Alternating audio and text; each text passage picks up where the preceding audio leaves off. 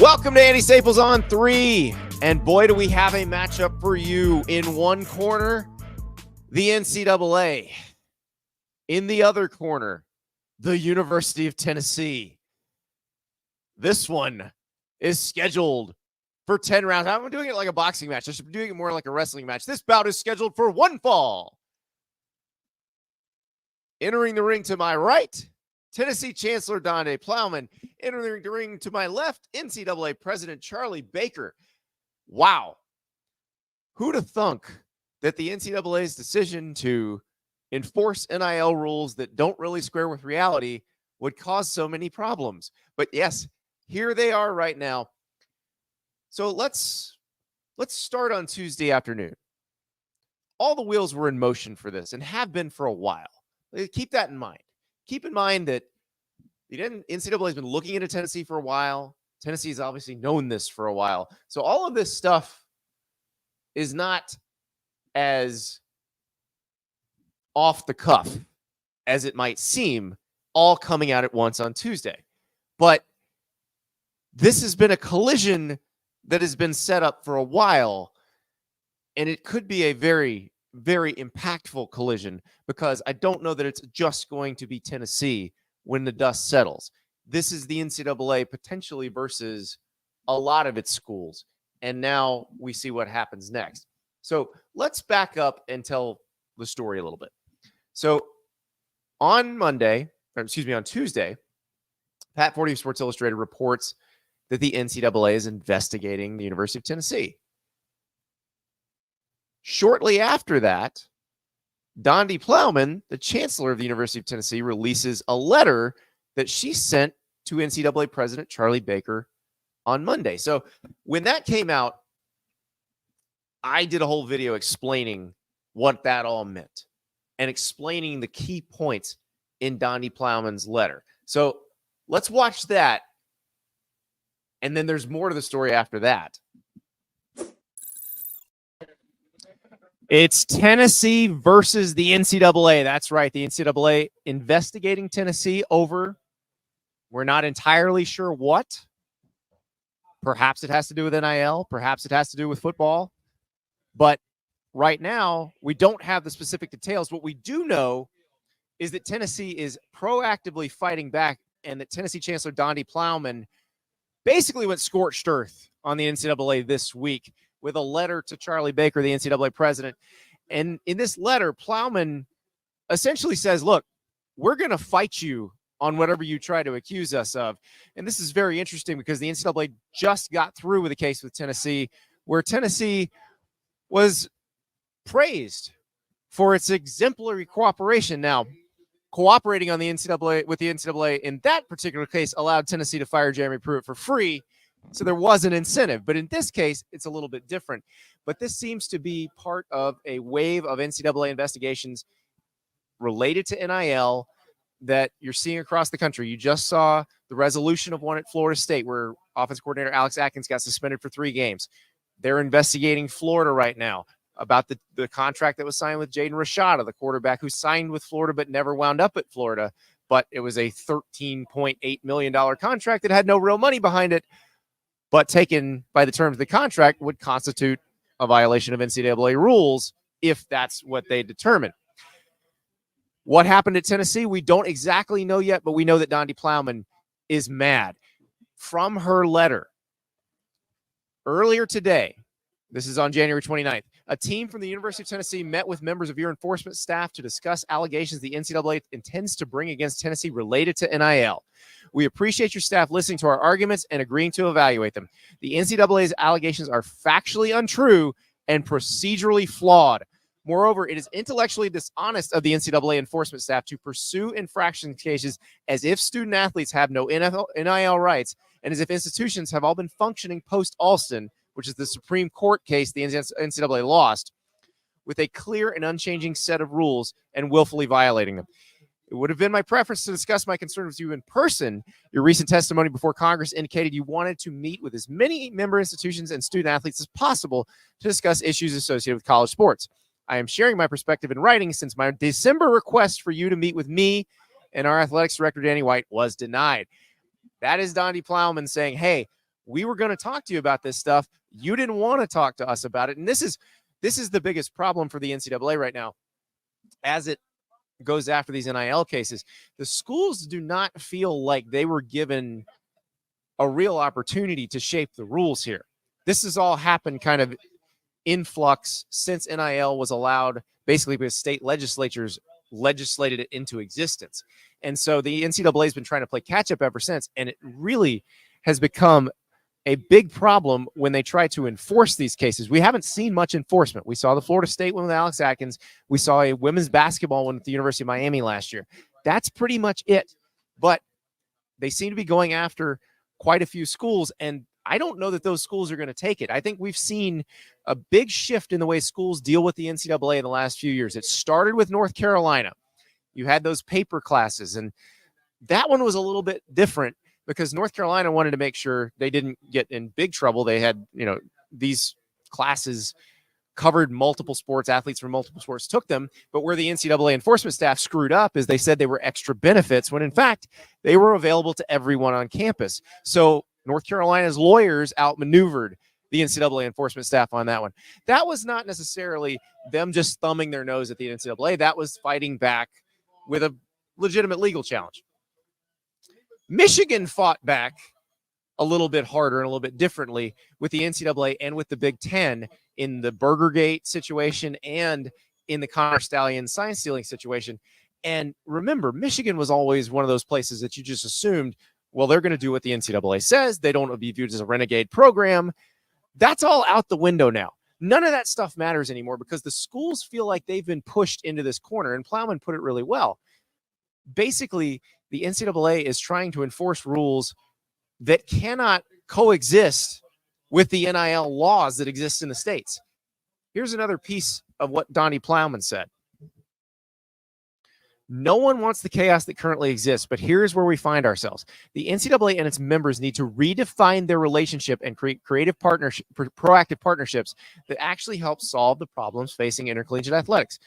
Rather than partnering with institutions, including institutions like ours that the NCAA has cited for exemplary leadership, the NCAA enforcement staff appears to be trying to bully institutions back to a time before the Alston decision, which will inevitably lead to more lawsuits. So what she's saying is they're trying to turn back the clock to when schools could just unilaterally impose these rules on the athletes and they weren't going to get kicked back in court. What the Alston decision did, it wasn't about what they were arguing about necessarily before the court. That was money related to educational expenses. What that 9-0 loss for the NCAA did in the Supreme Court was basically said, all of your rules are probably going to be construed as collusion if they get brought before us. So you need to figure out how to make them conform to the Sherman Antitrust Act. And that's the problem, is the rules that the NCAA is trying to enforce probably don't conform to the Sherman Act. They don't conform to a lot of the state NIL laws. And that's why the next step, probably, whether Tennessee does this or it's some other school that gets accused by the NCAA that does this, the next step is the state attorneys general getting involved, the state attorney general or multiple state attorneys general getting involved. We saw that with the transfer case where there were multiple attorneys general from different states suing the NCAA. So this is bad for the NCAA. And I get it. I understand why the enforcement staff is trying to do this. They have to justify their existence in their paychecks somehow. Because if you follow the letter of a lot of the state NIL laws, there's no reason for them to exist. So their paychecks go poof. So they got to try something. But this isn't going to work because what you're going to have is some of the more powerful schools fighting back. And if enough schools fight back and if enough schools feel like they're being targeted, they're going to just go in and say, we're the members here. We're going to change the rules, and we might change the rules to make you go away. So they've got to be pretty careful here. One more thing from Donde Plowman. It is intellectually dishonest for the NCAA staff to issue guidelines that say a third-party collective or business may meet with prospective student athletes, discuss NIL, even enter into a contract with prospective student athletes, but at the same time say that the collective may not engage in conversations that would be of a recruiting nature. Any discussion about NIL might factor into a prospective student athlete's decision to attend an institution. This creates an inherently unworkable situation, and everyone knows it. This is where the rubber meets the road. This is what I said, where these rules can't actually exist with the current state laws and the current environment. They cannot exist because you can't say that you can't use NIL to attract an athlete to pick a particular school, because how else are you going to use it? How else is it going to work? These guys have value. We at On3, we have a whole ranking that determines how valuable they are to schools, not just our NIL value, but our recruiting rankings. There's clearly a market for it, and there's nothing the NCAA can do about that. They can wish it was 5 years ago again, but it's not going to happen. That's never coming back. And so what you saw from Tennessee, I think, is an opening salvo. If the NCAA is going to keep going after schools for NIL violations, it's just going to get attacked by the schools themselves. And by the way, the schools are their members. So this is where if you piss off enough of them, again, they can turn around and legislate you out of existence. So you got to be pretty careful here if you're the NCAA. I think this Tennessee thing might just be the tip of the iceberg.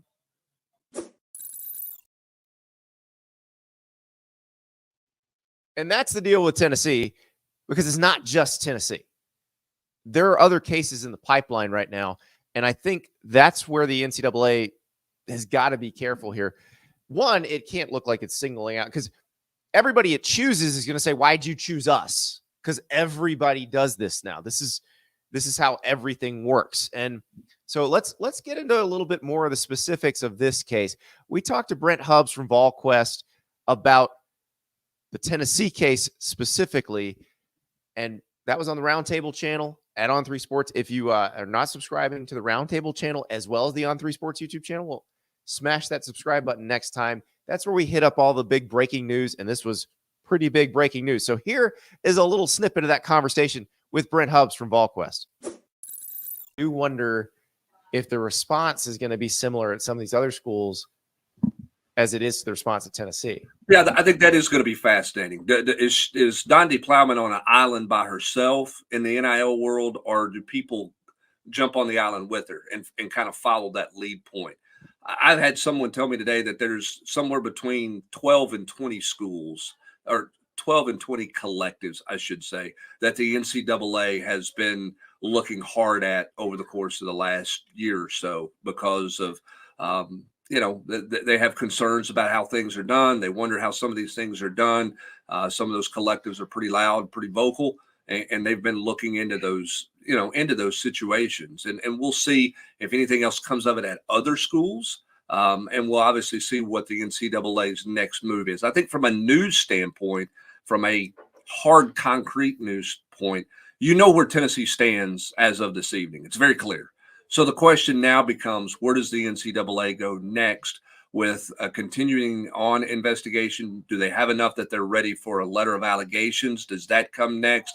I think the NCAA's response is the next news cycle. I think there'll be some talk, some rhetoric, some posturing, but I think the next hard news thing in this case, or in this story, is when does a letter of allegations come from the NCAA back to the University of Tennessee? And it sounds like that this process has been going on for a while, because in her letter, Donde Plowman references meeting with NCAA officials and basically refers to allegations. She refers to them as false. But if they have allegations to talk about in a meeting, then potentially there's a notice of allegations forthcoming. Yeah, it certainly feels that way. I mean, and I think that I don't think the story gets out at Sports Illustrated without that being the next step, because we all know the NCAA goes and talks to a lot of people and nothing comes of it, right? They go and inquire about something, and all the T's are crossed and the I's are dotted and everything's, and it's not a story. It never even comes out that they were around talking to anybody. Then there are other cases where it evolves into that, and it certainly feels like that's the next step for the NCAA here. And the NCAA has been on Tennessee's campus, been talking to student athletes, and that's been ongoing for, I would say, a year or so. I mean, I think that they have looked hard into things, particularly in the Nico recruitment, because again, that one was different. That was the first one, and that was the eye opener attention. Now there's been deals done since then right? That are very much in the same platform and the same stance, done very similarly with big money dollar figures and all those types of things. So he's not the outlier as the only one. It's just he was the first one. And the first one drew a lot of scrutiny, I think, from a lot of people, starting with the NCAA. So this is centered on Nico Iamaleava, Tennessee's current starting quarterback. So what makes this so interesting is the Nico contract, which we were writing about when I was at The Athletic. Lots of people have delved into this thing. It was kind of the first of what became standard procedure for everybody. Instead of you saying this Chevy dealership is going to hire you for an ad, and this ice cream shop is going to hire you for an appearance, collectives started buying athletes' rights, lock, stock, and barrel. We will buy your NIL rights for a fee. We will then farm you out to all this stuff, and we'll keep the money. You get the money that we agreed upon. And that was one of the first deals like that, the one with Nico and Spire Sports. So on Tuesday night, Tom Mars, who is an attorney who has built himself a nice practice in the last few years representing schools, players, entities against the NCAA, he put out a statement and basically explains the relationship between Spire Sports, this is the collective, and Nico, and how the contract works. And basically it's a representation agreement, which is what has become the industry standard. And the parties agree their contractual rights and obligations were governed by California law. That's important too, because Nico, as a high school athlete in California, was allowed to receive NIL money while in high school. And that's where things get a little tricky in some other states because they don't all allow it, but it was allowed in California. And so if you're going to say it was an inducement, well, Mars has a response to that too. Basically, it just says that he's got to be enrolled somewhere as a student athlete, but it doesn't tie it to the University of Tennessee. So that's where they're going to fight this. That's how they're going to fight this. And this is unusual because we're used to no information leaking out in NCAA cases because the NCAA puts a gag order on you and says you'll get in bigger trouble if you talk. I don't think Tennessee cares. Remember, Tennessee is also in line for repeat violator status because all of the stuff that was used to fire Jeremy Pruitt for free still counts as NCAA violations committed by Tennessee. So that's where they're probably a little more concerned than other schools might be with this situation. But I would think any school in the crosshairs is concerned. I would imagine Florida is concerned. We know they're getting investigated over the Jaden Rashada contract. Like all of these schools are concerned when NCAA investigators show up on their campus. The question is, are enough schools concerned that they say, you know what, we're the membership, you're going to stop this right now? Or are they concerned enough that they maybe take it to court? Here's what we do know. Brandon sent this in the chat. Plowman is a rock star here now. They introduced her tonight before the basketball game, and the crowd gave her a great ovation. In fact, Austin Price of VolQuest shot some video of that. So here is the crowd greeting Donde Plowman at the Tennessee basketball game tonight. Donde Plowman, representing the ceremonial game ball in recognition of Third City's 27-year. Now, the Chancellor doesn't usually get that big of a pop at the basketball game, but my guess is it'll probably keep going and getting louder as this goes forward, because I do think the Tennessee fans are probably going to be very much behind Donde Plowman. Now, we'll see what the NCAA has, because they eventually would have to produce a notice of allegations.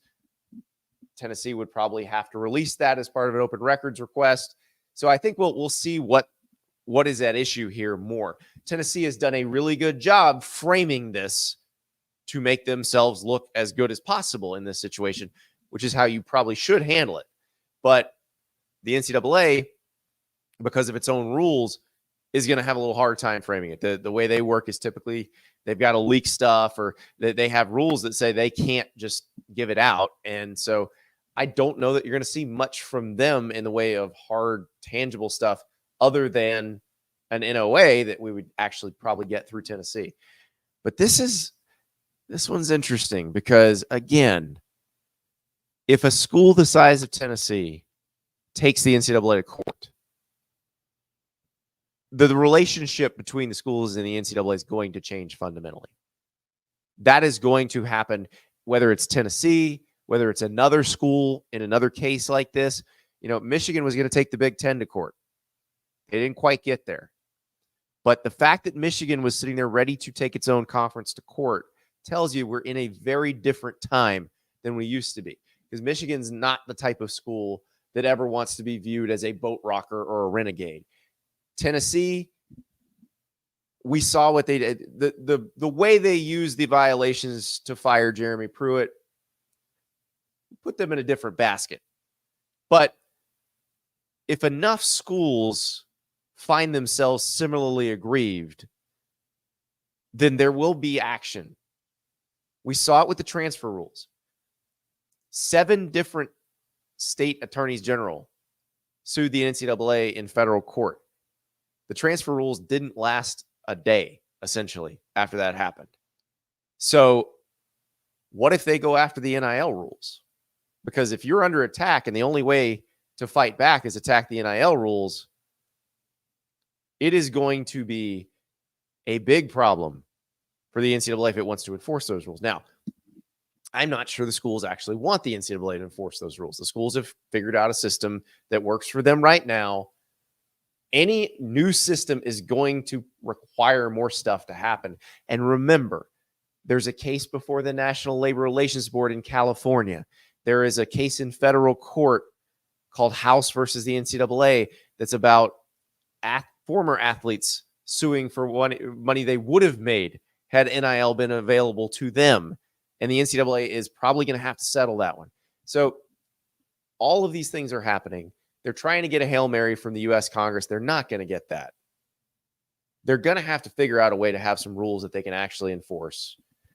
But the only way to do that might be collective bargaining. And again, the schools don't want to go there. They do not want to be collectively bargaining with athletes. They do not want to be calling athletes employees. Now, they may not get a choice. They may get forced into that by the courts. But they have got to figure out what to do. And that can be under the umbrella of the NCAA. Everybody thinks they have to break away. They got to do something completely different. It can be done under the umbrella of the NCAA. The schools just have to make rules within the NCAA that say this stuff's okay. We're going to collectively bargain with the athletes. That's the only way. Because otherwise you are going to get sued. Plowman made that very clear in that letter, that in a post-Alston world, any NCAA rule is a potential lawsuit threat and one that they could potentially lose. So we'll see what happens. But this is going to be an absolutely crazy case because I can't remember a time when you got an inkling of an NCAA investigation and all of a sudden the school's chancellor or president just came out swinging. This one could get wild. All right, we now move on to something else to get wild. We've got a semantics debate in college football. We were going to lead with this, but obviously Tennessee versus the NCAA was a little sexier. So we've got to figure this out. I got a tweet sent to me and to a lot more important people than me this morning from Odin Horns. Can everyone please stop using P5 or Power 5? It is now P2 or Power 2, G2 or Group of 2, ACC and Big 12, and R6 or Remaining 6. Remaining 6. Did we add the WAC back in? I don't think the math adds up there. I guess they're counting the pack 2, the 2-pack, as one of the remaining 6. I don't know if we can count that. I guess they are officially recognized by the NCAA right now, I believe, for a trial period. So I think they have a couple of years where they are one. So, all right, we'll count the 2-pack as one of the remaining 6. But we've got to figure out what to say because I have caught myself using the term Power 5 more than I'd like to admit over the last few weeks. And the fact of the matter is, As soon as the national title game ended in the sport of football, there is no more Power 5 because there is no more Pac-12. So what do we do about this? How do we figure out what to call this thing? So I've sought advice of people much smarter than me. I've come up with a couple terms myself. The Fantastic Four, but I think that's taken by Marvel. It's probably copyrighted. And I also think, because the easy thing to do is just go Power 4. My friend Chris Vanini from The Athletic, he said, that's what you do. You just go Power 4. But it's not, because that implies that the Big Ten, SEC, Big 12, and ACC are the same, and they're not. The Big Ten and the SEC are very similar. The Big 12 and the ACC are very similar, but they are no longer similar. Those groups are no longer similar to the other group. So how do we handle this? Because while they are not completely similar, they are separate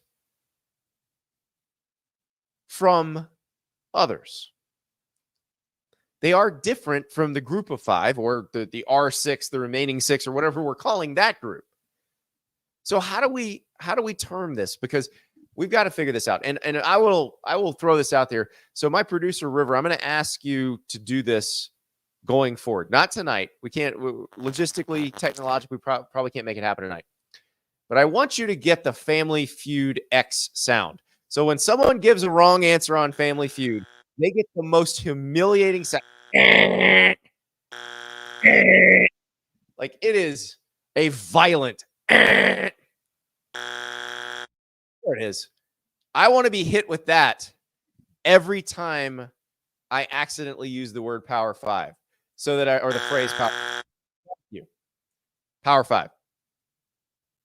See, you're slow on the trigger. Well, now, okay. Power 5, Power 5, Power 5. Thank you. Better. All right. So now we've got that. That's impressive. I'm amazed that River did this that fast. We need to give him a raise. But this is the problem, like, because it drives me nuts when I hear somebody say it. Because I'm like, it's not a Power 5 anymore. But then I do it too. So we have to agree on a new phrasing. And I think about this because I know that you guys out there in viewer land and listener land think that we have these meetings where we get together and set the agenda and decide we're going to promote this and we're going to be negative about this. We don't actually do that. We've never done that. But I think we should meet about this because, like, when Power 5 came into existence, it was as the BCS was crumbling and the 14 playoff was being created. And we had a term before that, and it was BCS conferences. The longer version of that was BCS automatic qualifying conferences, but we just shortened it to BCS conferences. So you had the ACC, the Big 12, the Big 10, the Pac-10 at the time, the Big East, and the SEC. The Big East obviously fell out of that. That left 5, Power 5. Worked nicely. The only person who hated it was Mike Oresco, the commissioner of the American Athletic Conference, and he tried to make it Power 6 a thing. Yeah. He couldn't make fetch happen, and he couldn't make Power 6 happen. So we've got to figure out what to call this thing. Ratchet in the chat, the forefront conferences. I like that. Number 4, -front. Dual meaning. They're at the forefront. There are 4 of them. That's really good.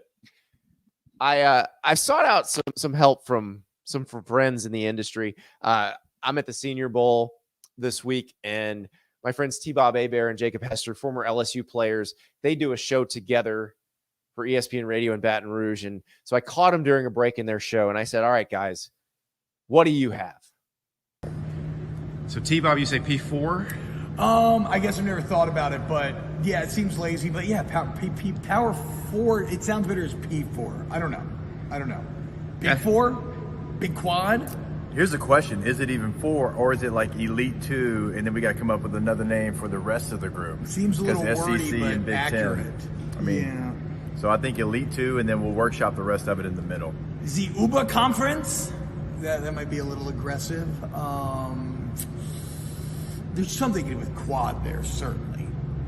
He's on quad. I'm on 2. Never Quad- skip leg day. Quadrangle, quad conference, quad. I'm really failing to come up with anything funny. There is something to be done with quads. I think that is true. But my friend Stuart Mandel from The Athletic, he's got one that I think we should seriously consider. I mean, if we're being honest, it's the Power 2 now, not the Power 4 or the Power 5. But how about this? You know, hockey has the Frozen Four. The ACC, Big 12, Big 10, SEC could be the Chosen Four. I like that. Stuart asked me if he needs to copyright that. I said, yes, do it immediately. Start printing t-shirts. I like that one. Here's why I like that one. Because, again, the ACC and Big 12 are different than the Big 10 and SEC. That's why Florida State's suing the ACC right now.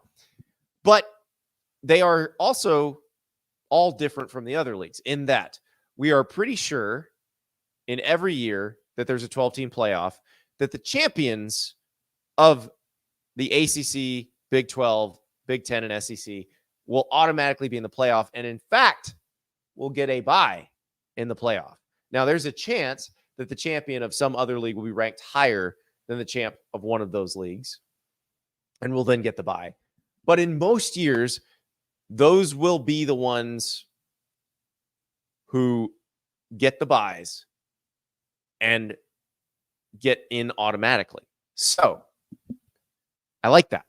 I like that because that's where it's different. And it's not like power conference is different in football than it is in basketball. Because in basketball, you've got other conferences that you can definitely consider power conferences. Football, it's only got these ones. And so, but again, 2 of them are considerably more powerful than the others. And the reason why is the Big 10 and the SEC are going to get more teams into the playoff most years than the ACC or the Big 12. Now, there are going to be years when the ACC or the Big 12 gets probably 3 in, I would think. But I think almost every year the Big 10 or the SEC will get at least 3 in. And I think that's where the difference lies. So how do we handle that? How do we find the differences in the words? Elias in the chat. Let's go full confusing and call it the Big 4. The Big 4 would be all right. But again, it feels like the SEC and the Big 10 are bigger. So I don't know if we can do that. I like the one that our guy Connor O'Gara from Saturday Down South suggested on Tuesday morning, the Core 4. The Core 4 works because it rhymes. They are at the core of the new college football playoff because they're all getting in every year. And there's no guarantee that one of the other leagues is going to get in every single year because it can go to any of those. Now, again, it could conceivably go to any conference at all because it says the 4 highest ranked conference champs. It doesn't specify. But I think we know that the champions of the ACC, of the Big 12, of the Big 10, and the SEC probably going to be the 4 highest ranked every year.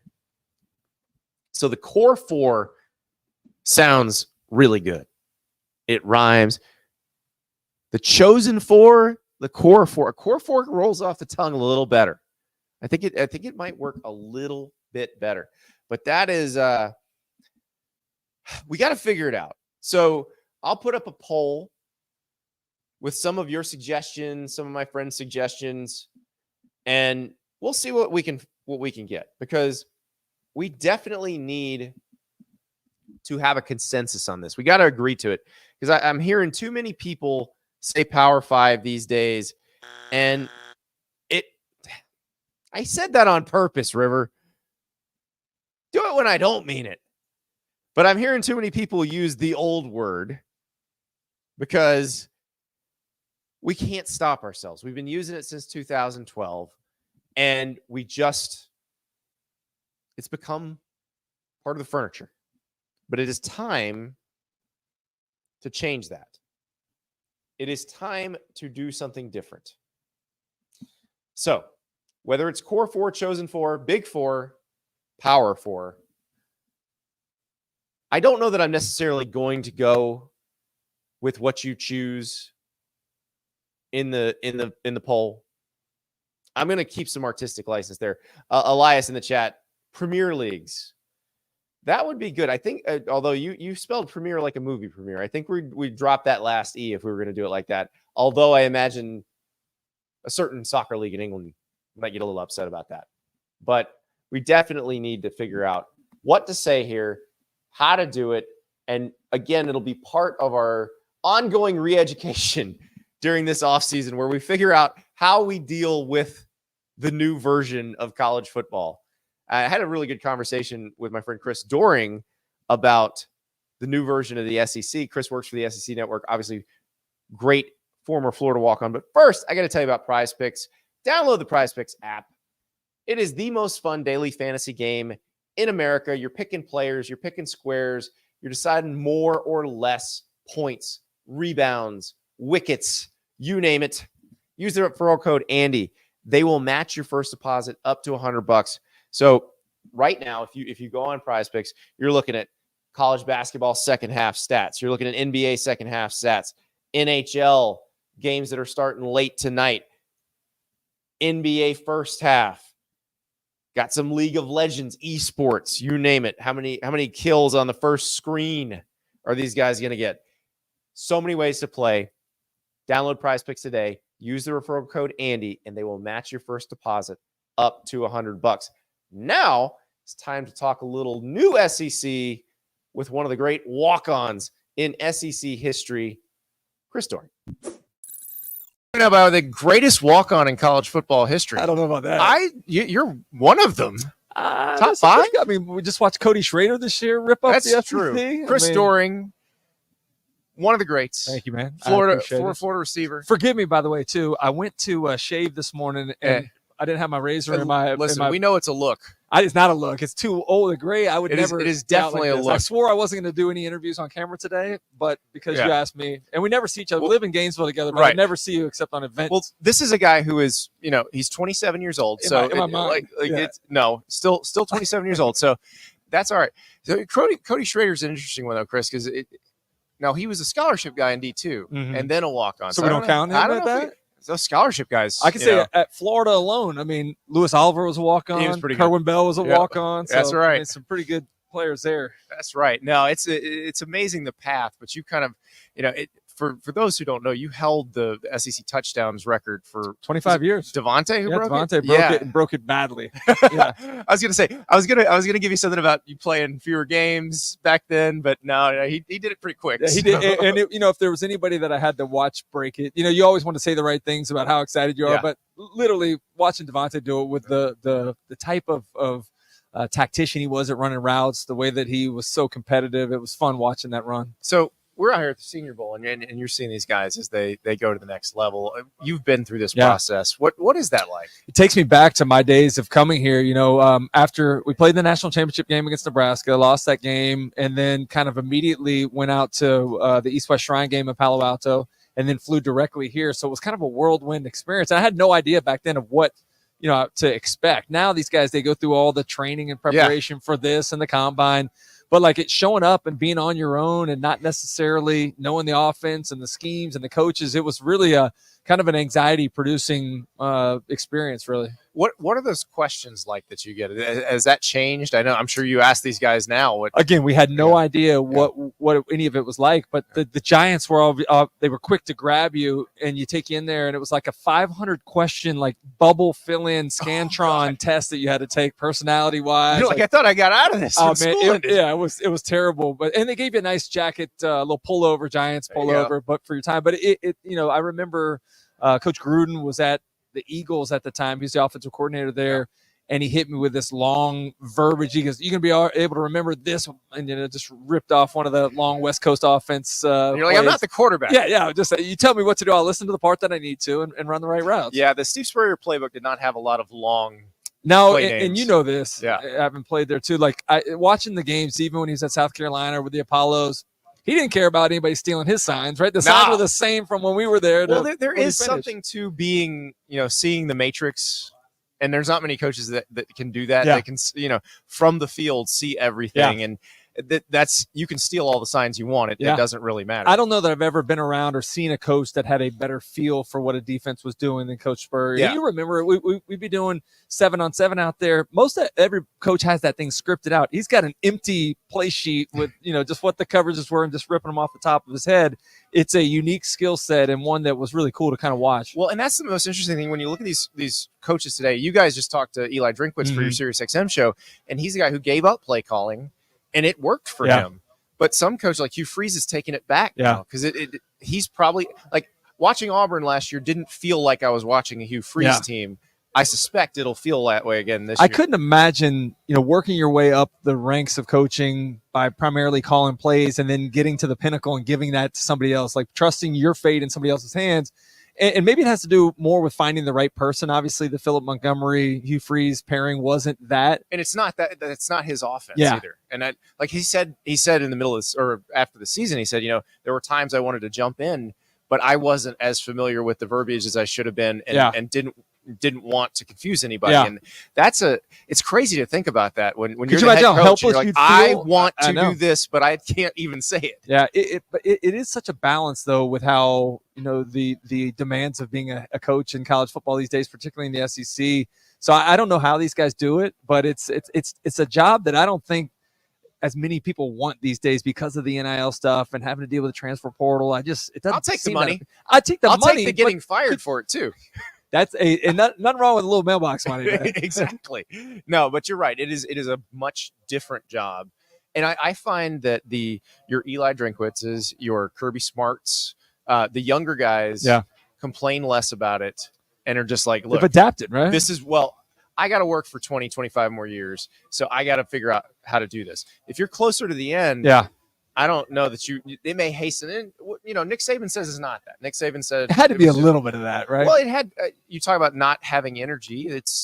I'm sure that takes some when energy. You drain your energy on everything else outside of football. But, I think that, I've talked to a lot of different coaches in different college sports say it's not about building a program. It's about building one season. I thought Lane Kiffin did a great job of that last year where they have like 40-something new players and to have everybody kind of come together and do what they did, win 11 games for the first time in that school's history. It was crazy. It's funny because I think the best coaches have done that all along.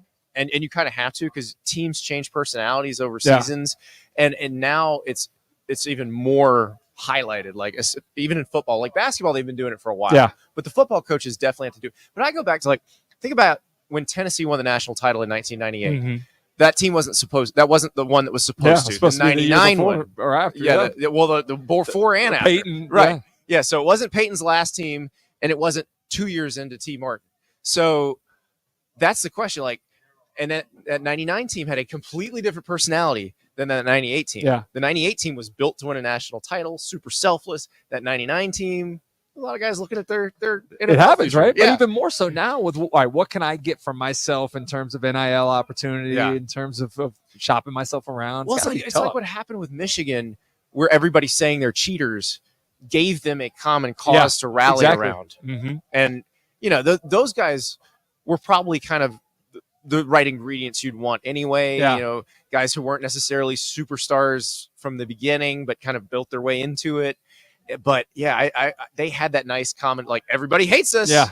So I wasn't, I didn't pay as much attention, obviously, with Michigan being in the Big Ten, but I didn't think a ton of them. I thought they'd get exposed when they stepped out of the Big Ten. But watching them when we were all out there in Pasadena, man, it was really fun to watch. One, at Media Day, how tight they were, and they talked about that chemistry. Yeah. But two, they looked like the legit kind of offensive and defensive lines you need to win a championship. Yeah, they were built from the inside out. Yeah. And that's why I like the Sharon Moore promotion, because he was such an instrumental part in building them from the inside out. Yeah, when they moved into offensive line coaches, when stuff changed. And you already get you get the opportunity to have that audition. 4 games you got a chance to coach this year? When Jim Harbaugh was out, so I think it's a perfect transition. So we've been talking on the show in the last few weeks about what we're excited about with the new version of college football, because it's going to be completely different this season. So you're on the SEC network, so let's stick with the SEC. Yeah.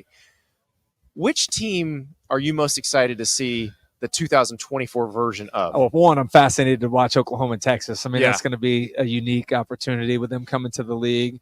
I'm interested to see the two teams that won 11 games, Ole Miss and Missouri. Can they do that again? Yeah. I think both of them are actually built to have a lot of success. But going back to what you talked about as it related to that Tennessee team, how do you handle success? Sometimes how you handle success is more telling than what it is with challenges and defeat. And Ole Miss actually seems to, with the portal, have improved the talent on the roster because they were already bringing a lot back. Yeah.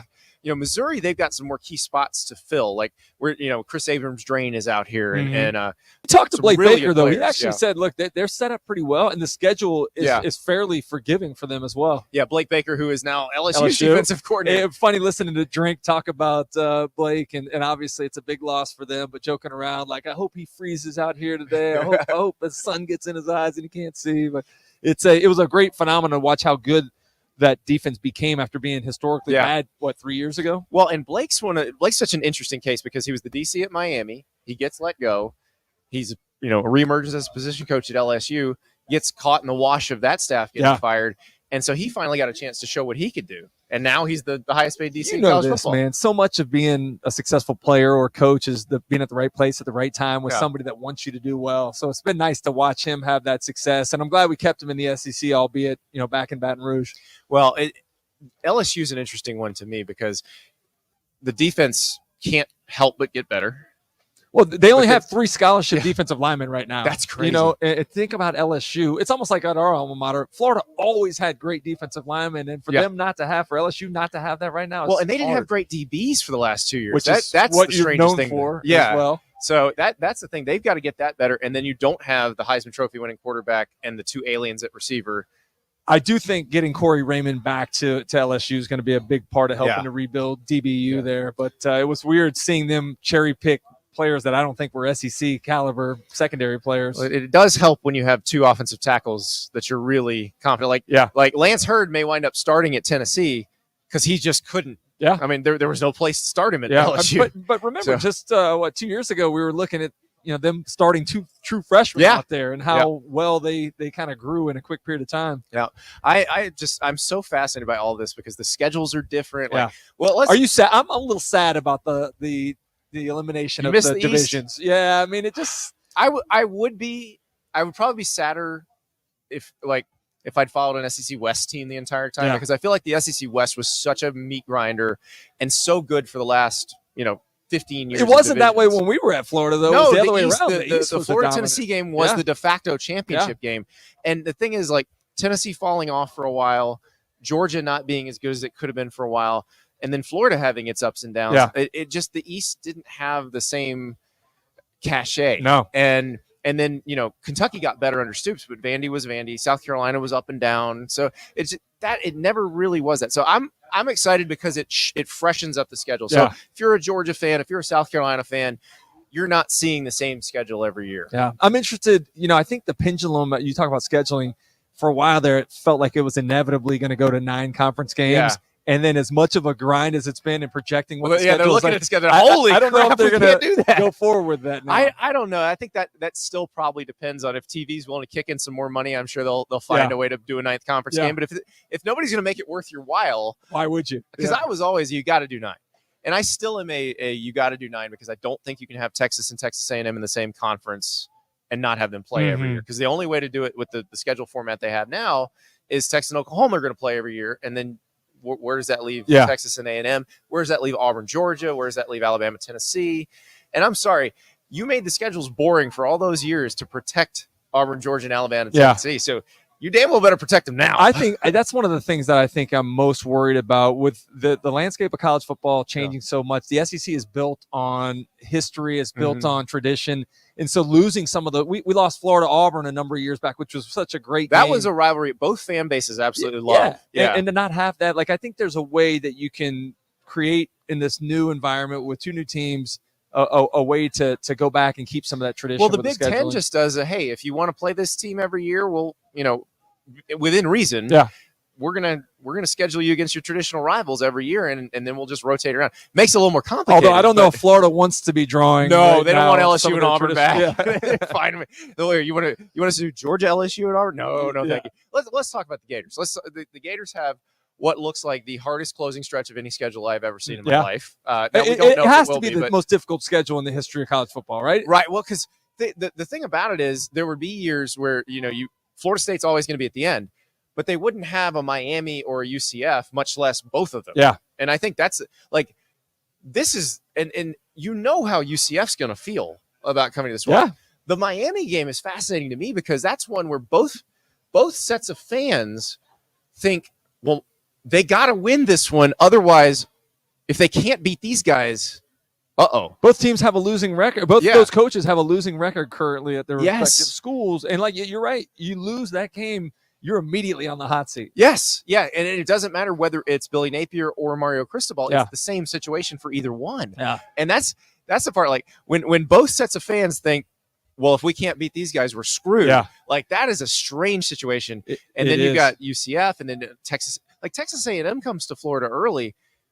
You don't know what Mike Elko is going to bring at A&M. Yeah. I suspect that they're going to be better. Oh, I think they'll be better for sure. And then, everybody's looking forward to the trip to Austin, but I don't imagine like playing the Longhorns is something that's all that exciting for the fan base. But a successful season to me, I think if you can just get bowl eligible next year, you're probably feeling pretty good about it. Now, here's the question, because is that good enough if you're Billy Napier? Well, I think a lot of it has to do with the job? investigation going on too. I mean, what we find out from the NCAA about the future, I think is going to have a lot to say about the future of Billy Napier. Like they're doing a great job recruiting. I know that the class slid a little bit from where they were projected, but I still think they did a nice job of creating some excitement around, particularly Lagway, and the way he's kind of been the head and of that LJ McCray may be able to come in and play right. But it's interesting because I've talked about this with a lot of people about Billy Napier.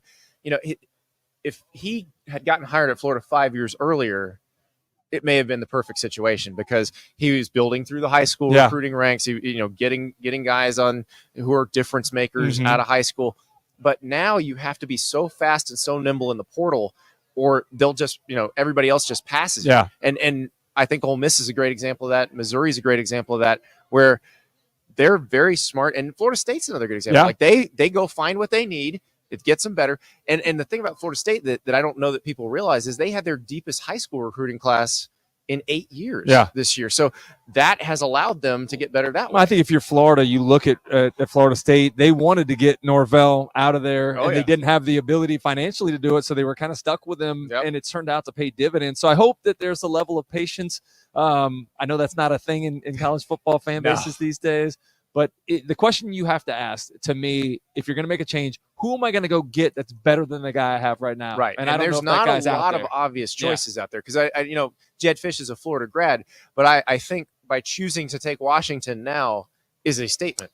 It's a statement about, one, the future, but two, also, it's going to be a grind for them going into the Big Ten. Oh, yeah. And, it's a chance that could, put a little bit of the luster off the star to some degree too. Well, and that'll be an interesting one. But that job, if you feel like you can finish top 3 or top 4 in the Big Ten every year, it's a really good job. Yeah. Because that means you're going to get in the playoff quite a bit. Yeah. So Anxious to see what happens out there with those teams from the Pac-12 merging. It's so crazy, like what the success is now. Like, because I keep thinking, we talked about Tennessee on the show, and like if Tennessee can improve by 2 wins, they're a playoff. Yeah. Team. Like that's the thing, is like it's going to be so much easier to get in the college football playoffs than it will be to get into the SEC championship game. Yes. Which is wild. Yeah, agreed. Because 3 are getting in every year. And then maybe 4. Yeah. Before I let you go, I asked you the question that we're asking everybody today. This is the theme of today's show. Okay. We're having an open forum, town hall.